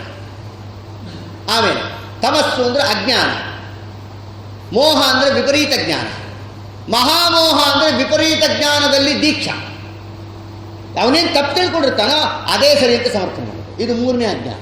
ಇನ್ನು 4ನೇ ಅಜ್ಞಾನ ಇದೆ, ತಮಸ್ಸು, ಮೋಹ, ಮಹಾಮೋಹ, ತಾಮಿಸ್ರ. ತಾಮಿಸ್ರ ಅಂದರೆ ಯಥಾರ್ಥ ಜ್ಞಾನದ ಮೇಲೆ ದ್ವೇಷ, ಯಥಾರ್ಥ ಜ್ಞಾನ ಉಪದೇಶ ಮಾಡುವವರ ಮೇಲೆ ದ್ವೇಷ. ಅಂಧತಾಮಿಸ್ರ ಅಂತ 5ನೇ ಬಗೆಯ ಅಜ್ಞಾನ ಇದೆ. ಅದಕ್ಕೆ ಮಾರಣಾಂತಿಕ ದ್ವೇಷ ಸಜ್ಜನರ ಮೇಲೆ, ಮಾರಣಾಂತಿಕ ದ್ವೇಷ, ಸಾಯೋ ತನಕ ದ್ವೇಷ ಮಾಡೋದು. ಈಗ ಜರಾಸಂಧ ಭೀಮಸೇನ ದೇವನ ದ್ವೇಷ ಮಾಡ್ದ, ಕೃಷ್ಣನ ದ್ವೇಷ ಮಾಡ್ದ, ಸಾಯೋ ತನಕ ಮಾಡ್ದ. ದುರ್ಯೋಧನ ಭೀಮಸೇನ ದೇವ್ರನ್ನ, ಪಾಂಡವರನ್ನ ಸಾಯೋ ತನಕ ದ್ವೇಷ ಮಾಡ್ದ. ನಿನ್ನೆ ಹೇಳಿದ್ವಲ್ಲ, ಸಾಯೋ ತನಕ ಕೂಡ ಅವನು ದ್ವೇಷದ ಮಾತಾಡಿನೇ ಹೊರತು ಅಪ್ಪಿ ತಪ್ಪಿ ಅವನ ಬಾಯಿ ಒಳ್ಳೆ ಮಾತು ಬರ್ತಾ. ಇದು ಅಂಧತಾಮಿಸ್ರ ಅಂತ. ಜರಾಸಂಧನೂ ಅಷ್ಟೇ, ಅವನ ಹಣೆ ಬಾರು ಅಷ್ಟೇ. ಜರಾಸಂಧ ಅಷ್ಟೇ, ಮಣಿವಂತ ರಾಕ್ಷಸ ಅಷ್ಟೇ, ಏಕಲವ್ಯ ಅಷ್ಟೇ, ಇವರೆಲ್ಲ ರಾಕ್ಷಸರೇ. ಈ ರೀತಿಯಾಗಿ ಶಾಸ್ತ್ರದಲ್ಲಿ ತಿಳಿಸಿದ್ದಾರೆ.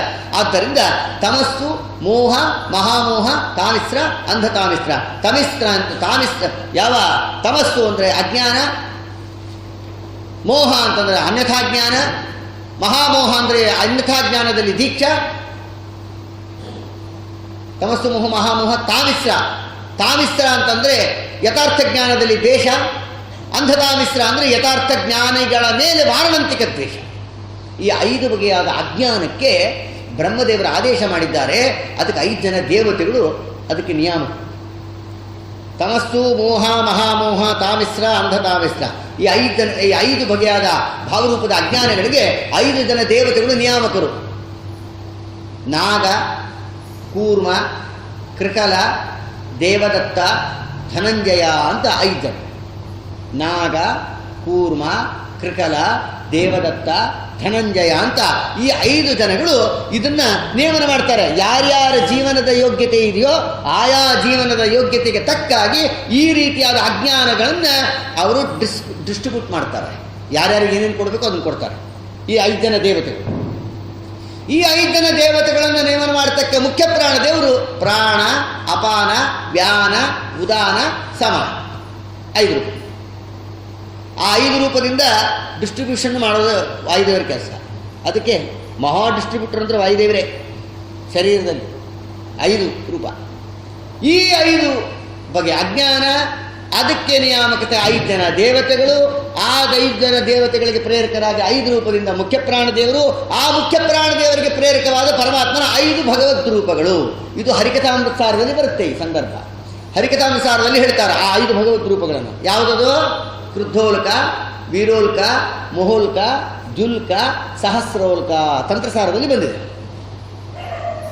ಇಷ್ಟು ಚಿಂತನೆ ಮನಸ್ಸಲ್ಲಿ ಮಾಡಬೇಕು. ಬ್ರಹ್ಮದೇವರು ನವವಿಧವಾದ ಸೃಷ್ಟಿಗಳನ್ನು ಮಾಡುವ ಕಾಲಕ್ಕೆ ಅವರು ಮಾಡಿದ 6ನೇ ಸೃಷ್ಟಿಯಲ್ಲಿ 5 ಬಗೆಯಾದ ಅಜ್ಞಾನದ ಸೃಷ್ಟಿ. ಅದು 5 ಬಗೆಯ ಅಜ್ಞಾನ: ತಮಸ್ಸು, ಮೋಹ, ಮಹಾಮೋಹ, ತಾಮಿಸ್ರ, ಅಂಧತಾಮಿಸ್ರ. ಅದಕ್ಕೆ ನಿಯಾಮಕತೆಯ ದೇವತೆಗಳು ನಾಗ, ಕೂರ್ಮ, ಕೃಕಲ, ದೇವದತ್ತ, ಧನಂಜಯ. ಅದಕ್ಕೆ ಪ್ರೇರಕರಾದ ಪ್ರಾಣದೇವರು ಪ್ರಾಣ, ಅಪಾನ, ವ್ಯಾನ, ಉದಾನ, ಸಮಾನ. ಅದಕ್ಕೆ ಪ್ರೇರಕವಾದ ಭಗವದ್ ರೂಪಗಳು ಕ್ರುದ್ಧೋಲ್ಕ, ವೀರೋಲ್ಕ, ಮೊಹೋಲ್ಕ, ಜುಲ್ಕ, ಸಹಸ್ರೋಲ್ಕ. ಇಷ್ಟ್ಯಾರು ತಿಳ್ಕೊಂತಾರೋ ಅಲ್ಲಿ ತನಕ ಅವರು ಹುಟ್ಟಿದಾಗಿನಿಂದ ಅಲ್ಲಿ ತನಕ ಏನೇ ಪಾಪ ಮಾಡಿದ್ರು ಎಲ್ಲ ಲ್ಯಾಪ್ಸ್. ನಾವು ಹೇಳ್ತಾ ಇಲ್ಲ, ಭಾಗವತ ಹೇಳ್ತೀವಿ. ಕೇಳಿದ್ರ?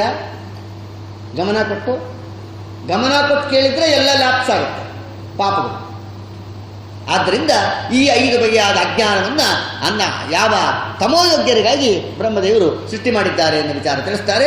ಈಗ ಅವರು ಸೃಷ್ಟಿ ಮಾಡಿದ ಲಿಸ್ಟಲ್ಲಿ ಮಹತ್ತತ್ವ, ಅಹಂಕಾರ ತತ್ವ, ಪಂಚಭೂತಗಳು, ಪಂಚತನ್ಮಾತ್ರಗಳು, ಪಂಚಕರ್ಮೇಂದ್ರಿಯ, ಪಂಚಜ್ಞಾನೇಂದ್ರಿಯ, 5ನೇದು ಮನಸ್ಸು, ದೇವತೆಗಳ ದೇಹ, 6ನೇದು ಭಾವರೂಪದ ಅಜ್ಞಾನ.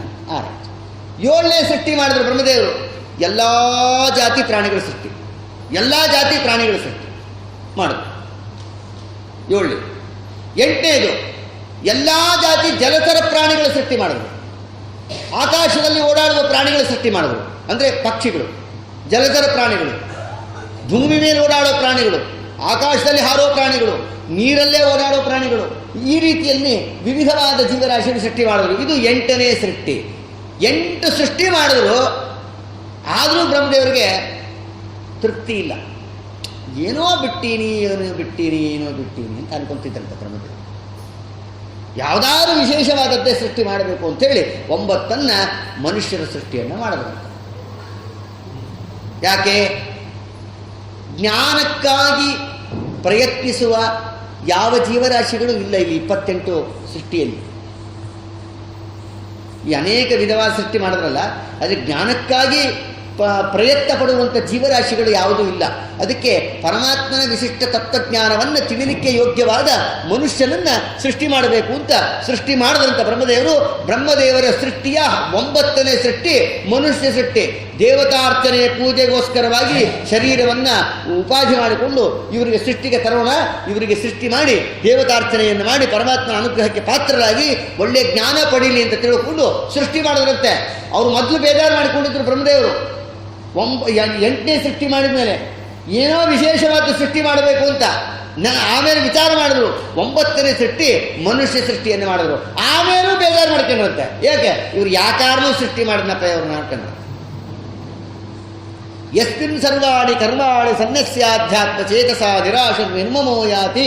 ಸದಾಚಾರ ಸ್ಮೃತಿಯಲ್ಲಿ ಶ್ರೀಮದಾಚಾರ್ಯ ಹೇಳಿದ ರೀತಿಯಲ್ಲಿ ಒಂದು ಪಿನ್ ಪಾಯಿಂಟ್ ಅಷ್ಟು ನಾವು ನಡೀತಾ ಇಲ್ಲ. ಏನು ಹೇಳಿದ್ದಾರೆ ಮಧ್ವಾಚಾರ್ಯರು? ಬೆಳಿಗ್ಗೆ ಎದ್ದಾಗಿನಿಂದ ರಾತ್ರಿ ಮಲಗೋ ತನಕ ಹೇಗಿರಬೇಕು ಅಂತ ಹೇಳ, ಟೈಮ್ ಟೇಬಲ್ ಹೇಗಿರಬೇಕು ಮಧ್ವಾಚಾರ್ಯ ಹೇಳಾರೆ. ನಾವು ನೋಡೇ ಇಲ್ವಲ್ಲ, ಗೊತ್ತಿಲ್ಲ.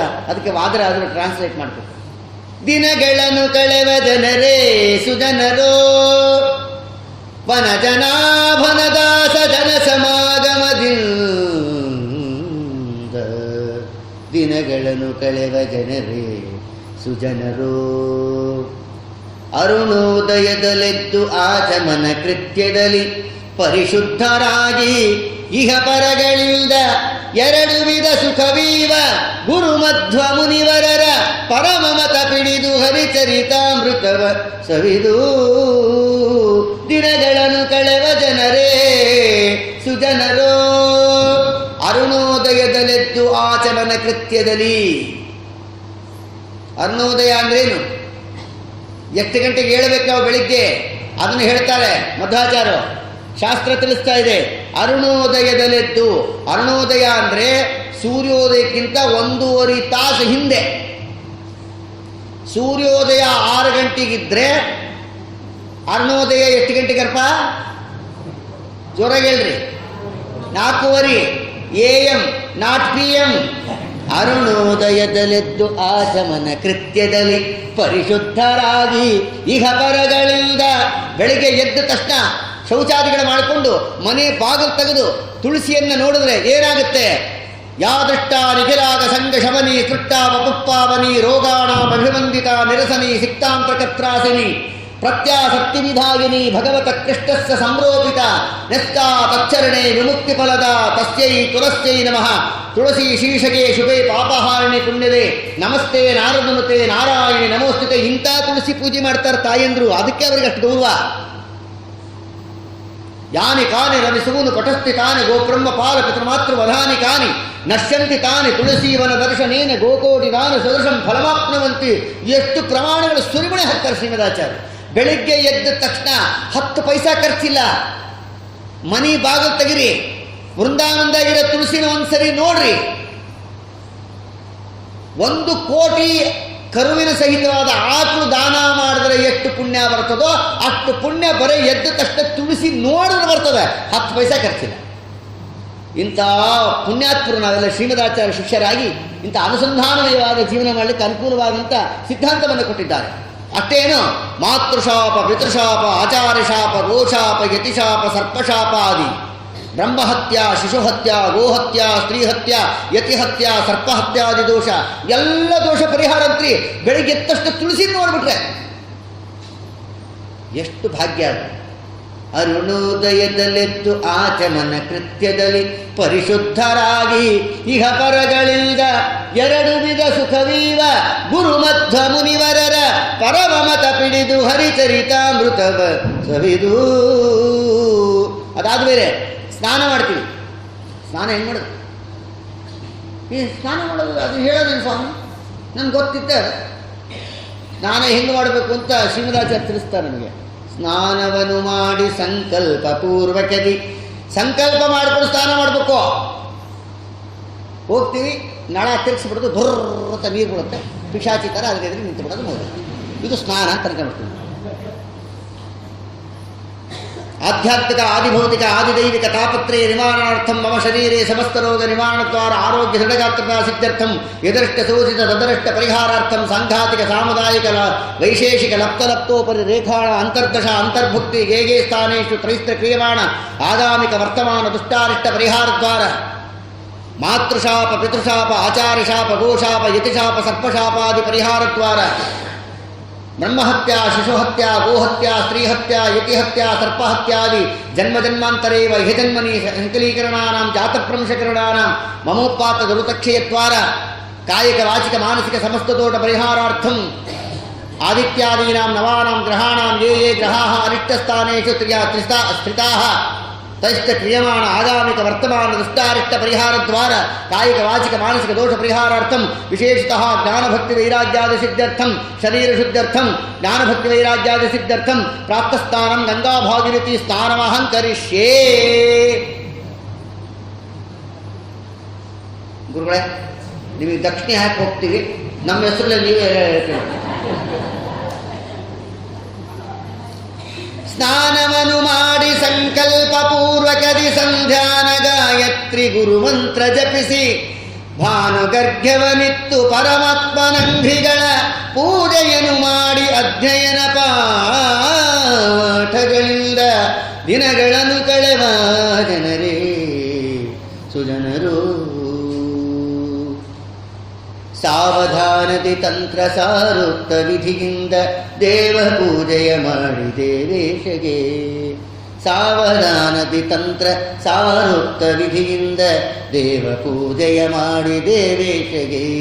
ನಿತ್ಯ ತೃಪ್ತಗೆ ನೈವೇದ್ಯವನಿಟ್ಟು ವೈಶ್ವದೇವ ಬಲಿಹರಣ ಅತಿಥಿ ಪೂಜೆಯ ಮಾಡುತ್ತ ಕೊಂಡಾಡುತ್ತ ಅತಿಥಿ ಪೂಜೆಯ ಮಾಡಿ ವೈಶ್ವದೇವ ಬಲಿಹರಣ ಅತಿಥಿ ಪೂಜೆಯ ಮಾಡುತ್ತ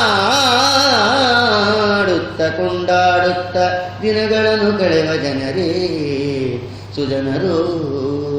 ಶ್ರೀವಾಸುದೇವನ ಅಡಿಗಡಿಗೆ ನೆನೆದು ಪಾವಕಗೆ ಪ್ರಾತರಾಹುತಿಯನಿತ್ತು ಭಾವಜ್ಞರಲ್ಲಿ ಸಕಲ ಪೌರಾಣಗಳ ಕೇಳಿ ಹೂ ಶ್ರೀ ತುಳಸಿ ವನಗಳನ್ನು ಸೇವಿಸುತ್ತ ದಿನಗಳನ್ನು ಕಳೆವ ಜನರೇ ಸುಜನರು.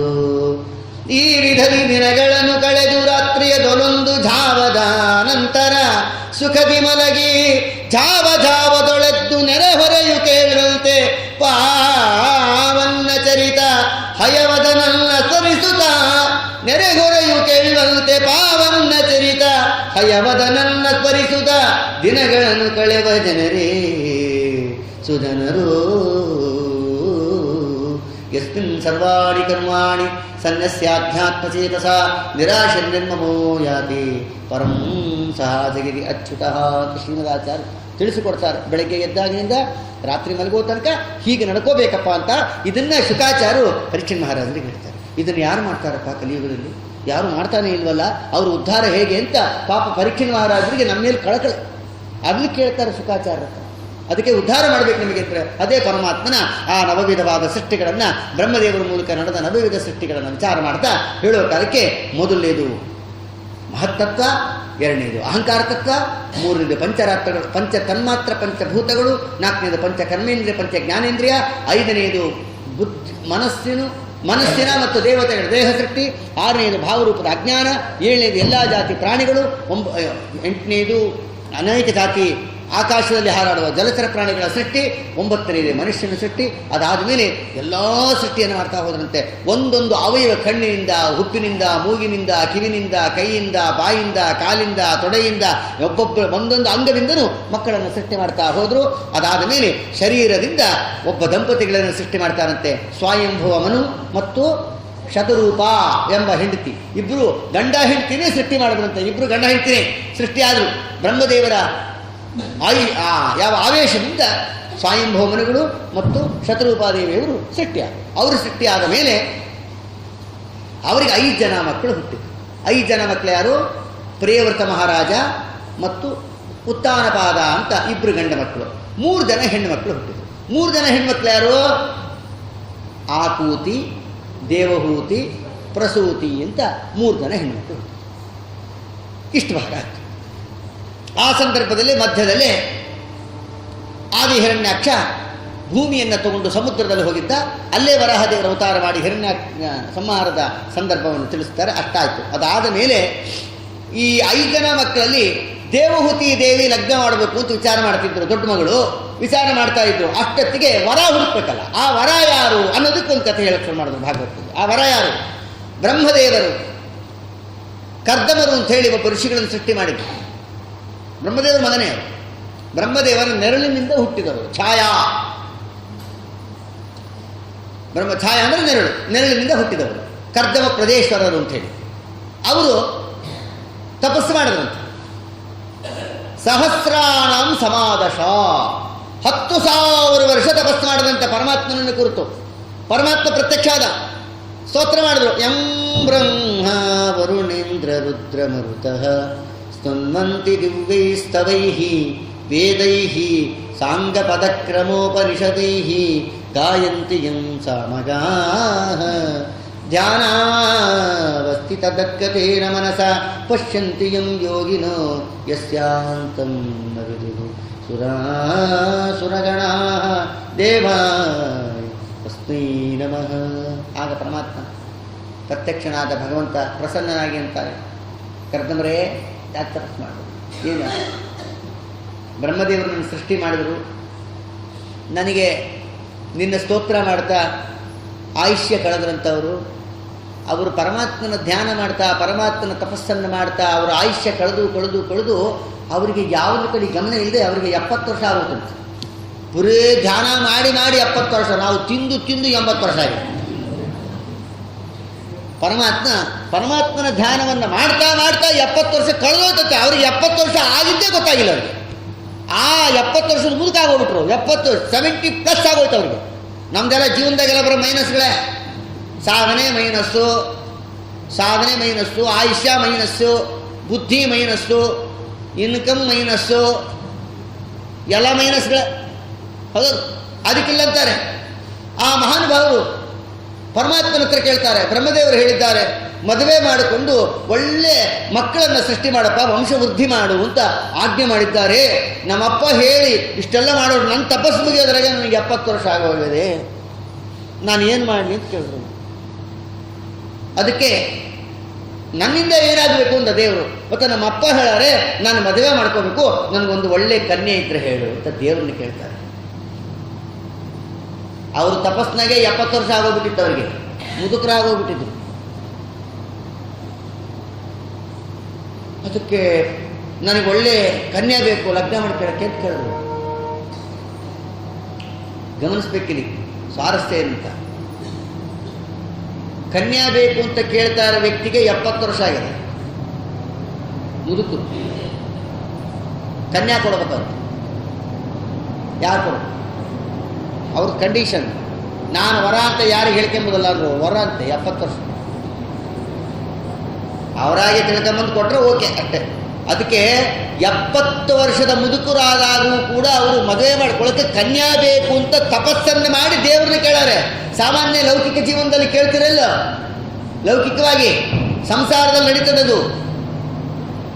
ಗಂಡ ಹೆಂಡತಿ ವಿಷಯದಲ್ಲಿ ಮನೆಗೆ ಬಂದಾಗ ಆ ಮಗ ಸೊಸಿ ಮನೇಲಿದ್ದಾಗ ಸೊಸಿ ಏನಾರು ತಪ್ಪು ಮಾಡಿದ್ಲು, ಅಪ್ಪ ಅಮ್ಮ ಅಂತಾರ, ಏನು ಪುಣ್ಯ ಮಾಡಿದ್ವಿ, ಎಷ್ಟು ತಪಸ್ ಮಾಡಿದ್ಯಪ್ಪ ಈ ಮಹಾತಾಯಿ ಕಟ್ಕೊಳಕ್ಕೆ ಅಂತ ಇವ್ರ ಮನೆಗ.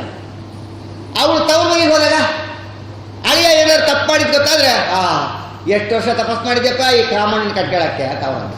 ಅಂತೂ ಅಲ್ಲಿ ಕಾಮಣ್ಣನ ತಪ್ಪಲ್ಲ, ಇಲ್ಲಿ ರತಿದೇವಿ ಅನ್ನೋ ತಪ್ಪಲ್ಲ ಅಂತ ಇಬ್ರು ಕಾಮ ರತಿ ಇಲ್ಲೇ ಇದ್ದಾರೆ. ಇದು ಎಲ್ಲರ ಸಂಸಾರದಲ್ಲಿ ಇದ್ದಿದ್ದೇ. ಅದಕ್ಕೆ ನಮ್ಮ ಕರ್ದಮರು ಮಾತ್ರ 10,000 ವರ್ಷ ತಪಸ್ ಮಾಡಿದ್ದಾರೆ ಒಳ್ಳೆ ಹೆಂಡತಿ ಬೇಕು ಅಂತ.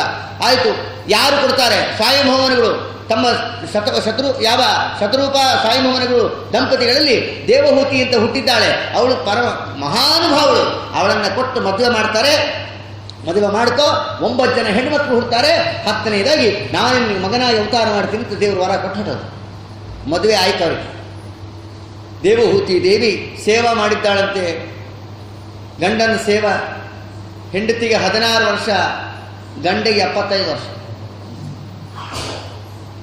ಆದರೂ ಅವ್ರಿಗೆ ಗೊತ್ತು ಇವರು ಭಾಗವತೋತ್ತಮರು, ಇವರು ಏನು ಬೇಕಾದರೂ ಸಾಧಿಸಬಲ್ಲರು ಅಂತ ಗೊತ್ತು ಸ್ವಯಂಭೂಮನಿಗೆ. ಸ್ವಯಂಭೂಮನು ಬ್ರಹ್ಮದೇವರ ಮಗ, ಅವಶ್ಯ ಮಗಳನ್ನ ಕೊಟ್ಟ. ಅವಳು ಬಹಳ ಭಕ್ತಿಯಿಂದ ಗಂಡನ ಸೇವೆ ಮಾಡಿದ್ಲು.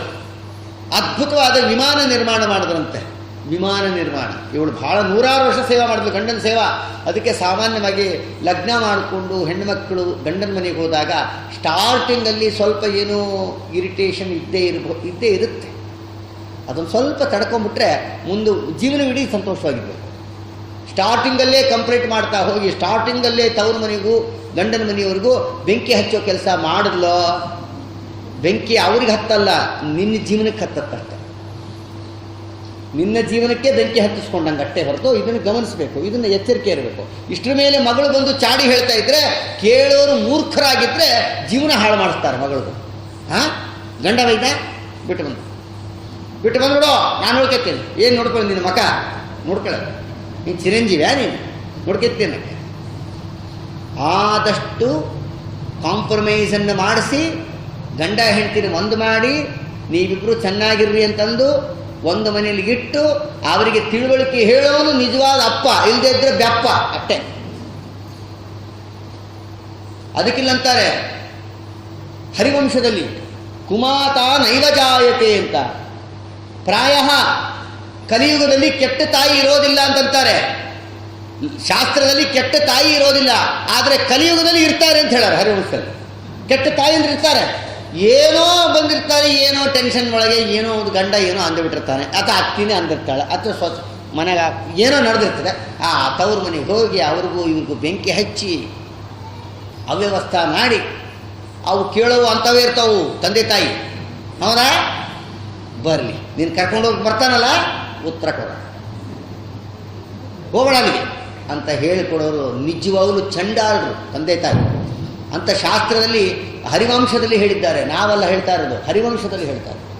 ಅವರು ಮಹಾಮೂರ್ಖ ಶಿಖಾಮಣಿಗಳು. ಯಾರು ಮಕ್ಕಳ ದಾರಿ ತಪ್ಪಿಸ್ತಾರೋ ಅವರು ಮಕ್ಕಳ ತಲೆ ಮೇಲೆ ಕಲ್ಲು ಚಪ್ಪಡಿ ಹಾಕದಂಗೆ ಹೊರತು ಸರ್ವಾತ್ಮನ ಅವರು ಹೆತ್ತ ತಂದೆ ತಾಯಿನೇ ಅಲ್ಲ ಅಂತ ಶಾಸ್ತ್ರದಲ್ಲಿ ತಿಳಿಸಿದ್ದಾರೆ ಹರಿವಂಶದಲ್ಲಿ. ಅದಕ್ಕೆ ದೃಷ್ಟಾಂತವಾಗಿ ಈ ಮಹಾತಾಯಿ ಹೇಗೆ ನಡ್ಕೊಂಡು ಅನ್ನೋದ್ರ ಬಗ್ಗೆ ಹೇಳ್ತಾರೆ ಕೊಟ್ಟಿರೋದು. ಆ ಮಹಾತಾಯಿ ಅಪ್ಪಿ ತಪ್ಪಿ ಒಂದಾರಿ SMS ಕಳಿಸಿಲ್ಲ ಅವ್ರ ಅಪ್ಪ ಅಮ್ಮಗೆ. ನಾನು ನೋಡಿದ್ರೆ ಅರಮನೆಯಲ್ಲಿ ಸುಖದ ಸುಪ್ಪತ್ತಿಗೆಯಲ್ಲಿ ಬೆಳೆದೆ, ನೀನು ನೋಡೋ ಗುಡಿಸಲಲ್ಲಿ ವಾಸ ಮಾಡೋ ಒಬ್ಬ ಋಷಿ ಕೊಟ್ಟು ಮದುವೆ ಮಾಡಿದ್ದೀರಿ, ನಾನು ಎಷ್ಟು ಕಷ್ಟಪಡ್ತಾ ಇದ್ದೀನಿ, ನಮ್ಮ ಬಗ್ಗೆ ನಿಮ್ಗೆ ಯೋಚನೆನೇ ಇಲ್ಲ ಅಂತ ಏನಾರು ಅಂದ್ಲು ಅಂದ್ಕೊಂಡ್ರೆ, ನನ್ನ ಭಾಗ್ಯ ಒಬ್ಬ ಬ್ರಹ್ಮಜ್ಞಾನಿಗಳ ಕೈ ಹಿಡಿದಿದ್ದೀನಿ, ನನ್ನ ಭಾಗ್ಯ ಅಂತ ಸೇವೆ ಮಾಡಿದ್ಲು. ಅವಳು ಸಹನೆಯಿಂದ ಗಂಡನ ಸೇವಾ ಮಾಡಿದ್ದಕ್ಕೆ ಆ ಗಂಡ ಎಷ್ಟು ಪ್ರಸನ್ನನಾಗಿ ವಿಮಾನ ಸೃಷ್ಟಿ ಮಾಡಿದ್ರಂತೆ. ಅವ್ರು ಹಿಂಗೆ ಅನ್ಕೊಂಡ್ರೆ 18 ವರ್ಷದ ಹುಡುಗ ಆದ್ರಂತೆ. 75 ವರ್ಷದ ಆಚಾರು 18 ವರ್ಷದ ಹುಡುಗ, ಆಕೆ 16 ವರ್ಷ. ವಿಮಾನ ಸೃಷ್ಟಿ ಮಾಡಿದ್ರು, ನವರತ್ನ ಖಚಿತವಾದ ವಿಮಾನ, ವಿತೌಟ್ ಪೆಟ್ರೋಲ್, ಪೈಲಟ್ಟೂ ಇಲ್ಲ. ವಿಮಾನ ಎಂಥದ್ದದು, ಎಲ್ಲ ನವರತ್ನ ಖಚಿತವಾದ ತೊಲೆಗಳು, ನವರತ್ನ ಖಚಿತವಾದ ಕಂಬಗಳು, ನವರತ್ನ ಖಚಿತವಾದ ನಲ, ನವರತ್ನ ಖಚಿತವಾದ ರೂಪು ಎಲ್ಲ ನವರತ್ನಮಯ. ಆ ಇದರೊಳಗೆ ಮಿನಿ ಪಾರ್ಕ್ಗಳಂತೆ, ಉದ್ಯಾನವನಗಳು, ಆಮೇಲೆ ಸರೋವರಗಳು, ಎಲ್ಲ ಜಾತಿಯ ಪುಷ್ಪಗಳು, ಎಲ್ಲ ಜಾತಿಯ ಹಣ್ಣುಗಳು ಸಿಗುವಂತ ವಿಶಿಷ್ಟ ಇದು. ಅದಾದಮೇಲೆ ಸಾವಿರಾರು ಜನ ದಾಸಿಯರು ಆ ವಿಮಾನದಲ್ಲಿ ಕುತ್ಕೊಂಡು ಹೊರಟರು. ಮದುವೆ ಆದ ತಕ್ಷಣ ಹೊರಡ್ತಾರಲ್ಲ ಅದಕ್ಕೆ ಹೊರಟು. ಎಷ್ಟು ದಿವಸ ಹೋದ್ರು? 1 ವಾರ, 1 ತಿಂಗಳು, 1 ವರ್ಷ, 10 ವರ್ಷ, 50 ವರ್ಷ, 100 ವರ್ಷ ವಿಹಾರ ಮಾಡಿದಂಥ ಗಂಡ ಹೆಂಡತಿ. 100 ವರ್ಷ ವಿಹಾರ ಮಾಡಿದ್ರು. ಕರ್ದಮರು ಹೀಗೆ ಅನ್ಕೊಂಡ್ರು, 9 ರೂಪ ತಗೊಂಡ್ರು. ಹೆಂಡತಿ ಹೀಗೆ ಅಂದ್ರು, ಹೆಂಡತಿಗೆ 9 ರೂಪ ಬಂತು. ಇಬ್ರು ಒಂದೇ, ಇಬ್ರು 9 ರೂಪದಿಂದ ವಿಹಾರ ಮಾಡಿ ಒಂದೊಂದು ರೂಪದಿಂದನೂ ಒಬ್ಬೊಬ್ಬ ಮಕ್ಕಳನ್ನ ಸೃಷ್ಟಿ ಮಾಡಿದ್ರು. ಆ 9 ಜನ ಹೆಣ್ಣು ಮಕ್ಕಳು ಸೃಷ್ಟಿಯಾದರು. ಆ 9 ಜನ ಹೆಣ್ಣು ಮಕ್ಕಳು ಸೃಷ್ಟಿಯಾದ ಮೇಲೆ ಮರೀಚಿ, ಅತ್ರಿ, ಆಂಗಿರಸ, ವಸಿಷ್ಠ ಮೊದಲಾದವರಿಗೆ ಎಲ್ಲರಿಗೆ ಕೊಟ್ಟು 9 ಜನಕ್ಕೆ ಲಗ್ನ ಮಾಡಿದ್ರು. ಲಗ್ನ ಆದ ಮೇಲೆ ನಾನು ತಪಸ್ಸಿಗೆ ಹೋಗ್ಬೇಕು ಅನ್ಕೊಂಡಿನಿ ಅಂದಾಗ ಹೆಂಡತಿ ಹೇಳ್ತಾಳೆ, ನೀವು ತಪಸ್ಸಿಗೆ ಹೋಗ್ಲಿಕ್ಕೆ ನಂದು ಯಾವ ಅಭ್ಯಂತರ ಇಲ್ಲ, ಆದರೆ ವಂಶ ಉದ್ಧಾರ ಮಾಡಲಿಕ್ಕೆ 1 ಗಂಡು ಕೂಸಿದ್ರೆ ಚೆನ್ನಾಗಿರ್ತದೆ, 1 ಗಂಡು ಕೂಸನ್ನ ಅನುಗ್ರಹ ಮಾಡಿ ನೀವು ಹೋಗ್ರಿ ತಪಸ್ಸಿಗೆ ಅಂತ ಅಂತಾಳೆ. ಆಗ ಇಬ್ಬರೂ ಗಂಡ ಹೆಂಡತಿ ತಪಸ್ಸು ಮಾಡ್ತಾರೆ. ಅದಕ್ಕಿಲ್ಲ ಅಂತಾರೆ, ಪೂರ್ವೇಪಿ ಕರ್ದಮ ಪರಾಶರ ಪಾಂಡು ಮುಖ್ಯ ಯಚ್ಚೇವಯ ಗುಣಗಣಾಢ್ಯಮ ಅಪತ್ಯಮಾಪು ಸಂಪೂರ್ಣ ಸದ್ಗುಣದಂ ಕರುಣಾಮೃತಾಪ್ತಿಂ ನಾರಾಯಣಂ ಕುಲಪತಿಂ ಶರಣಂ ವ್ರಜೇಮ. ಇದೇ ಉಡುಪಿಯಲ್ಲಿ ಅನಂತೇಶ್ವರ ದೇವಸ್ಥಾನದಲ್ಲಿ ಮಂಗಳಾರತಿ ಮಾಡೋ ಕಾಲಕ್ಕೆ ಹೇಳೋ ಶ್ಲೋಕ ಇದೇ ಮೇನ್ ಶ್ಲೋಕ ಅಲ್ಲಿ. ಪೂರ್ವೇಪಿ ಕರ್ದಮ ಪರಾಶರ ಪಾಂಡುಮುಖ್ಯಾ ಮಧ್ವಾಚಾರ್ಯರೆಂಬ ಶ್ರೇಷ್ಠವಾದ ಲೋಕೋತ್ತರ ಕೂಸನ್ನ ಪಡಿಲಿಕ್ಕೋಸ್ಕರ ಮಗನನ್ನಾಗಿ ಪಡಲಿಕ್ಕೆ ಮಧ್ಯಗೇಯ ಭಟ್ಟರು ಹೇಗೆ ಸೇವಾ ಮಾಡಿದ್ರು ಅಂದರೆ, ಯಾವ ಕರ್ದಮ ಪ್ರದೇಶರು ದೇವಹೂತಿ ದೇವಿ ದೇವರ ಸೇವಾ ಮಾಡಿದ್ರಲ್ಲ ಹಿಂದೆ, ಹಂಗೆ ಮಾಡಿದ್ರು ಅಂತ ಅಲ್ಲಿ ಉದಾಹರಣೆ ಕೊಟ್ಟಿದ್ದಾರೆ.